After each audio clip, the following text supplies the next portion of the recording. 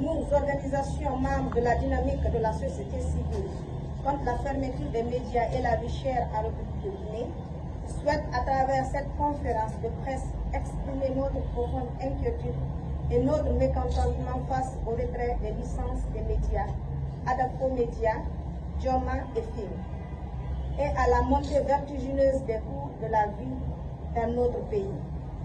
La liberté d'expression et d'information est le pilier fondamental de toute démocratie.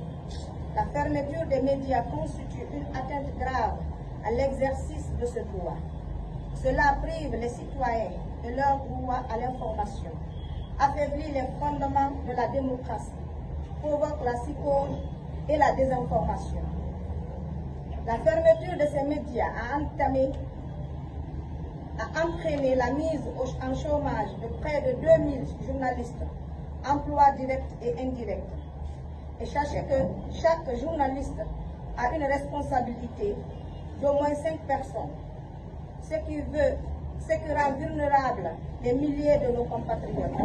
La presse est soutien inestimable de la société civile, car c'est elle qui nous permet d'atteindre le minimum de personnes dans la réalisation de nos différentes activités.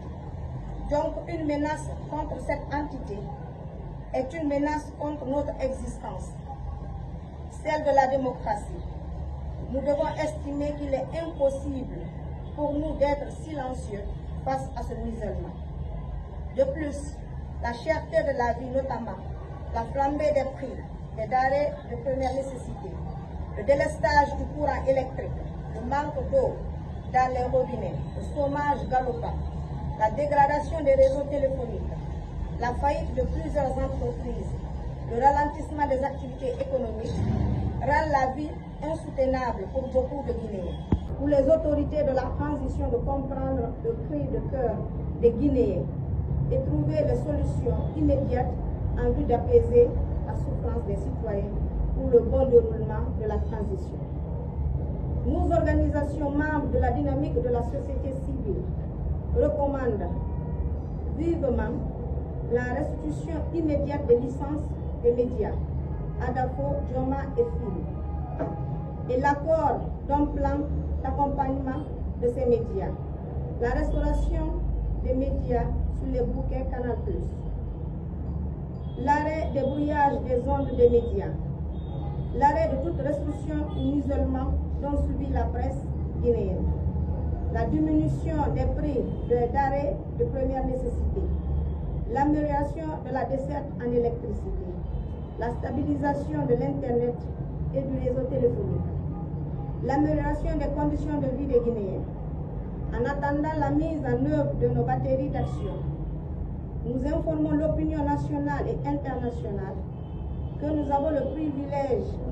avons privilégié les négociations avec les autorités concernées, raison pour laquelle nous avons déposé des lettres d'audience à la primature au ministre de l'Information et de la Communication, le ministre de l'Économie et des Finances, le ministre du Commerce et de l'Industrie, des petites et moyennes entreprises, à la Direction générale de l'Autorité de régulation des postes et télécommunications, à la Haute Autorité de la Communication, les centrales syndicales, les religieux.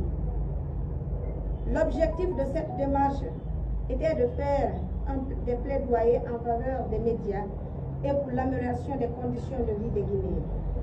Nous invitons ainsi les autorités à nous accorder une oreille attentive en vue d'un dénouement heureux des différentes crises. Faute de quoi, la dynamique des organisations de la société civile se réserve le droit de projeter une série de manifestations aux dates suivantes, le 30 juillet, le 31 juillet et le 1er août 2024, avec pour objectif de faire entendre pour la prise en compte de nos revendications légitimes. Nous osons croire qu'avant le début des manifestations annoncées, les autorités de la transition prendront toutes les dispositions nécessaires pour le rétablissement des médias, prendre des engagements forts pour la desserte en électricité et l'amélioration significative des conditions de vie des compatriotes. De signaler que la fermeture de ces médias et la restriction imposée aux médias cause un préjudice irréparable au souverain peuple de Guinée, en le privant d'un des droits les plus fondamentaux universellement reconnus, le droit d'accès à l'information. Il faut aussi rappeler que les Guinéens traversent l'une des périodes les plus difficiles de leur existence, la cherté de la vie, plongeant le peuple dans un désespoir total. C'est pourquoi nous invitons le peuple de Guinée, les organisations de la société civile, à rejoindre cette grande dynamique en vue de défendre les intérêts légitimes de nos compatriotes. Aux organisations de presse, organisations syndicales et coalitions des partis politiques de soutenir les futures actions annoncées de retour dynamique car elles s'inscrivent exclusivement dans la défense et la protection des intérêts légitimes du souverain peuple de Guinée. La première opération lancée en ce jeudi dénommé Journée T-shirt rouge a été un grand succès. Nous remercions vivement le peuple de Guinée pour sa participation exceptionnelle à cette magnifique journée citoyenne, exprimant ainsi la colère contre la direction actuelle de notre nation.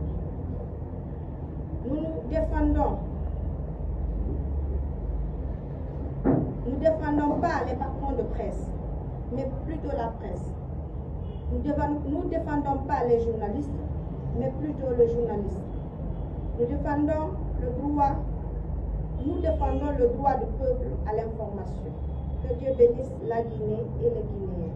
Conakry le 4 juillet 2024 pour la dynamique.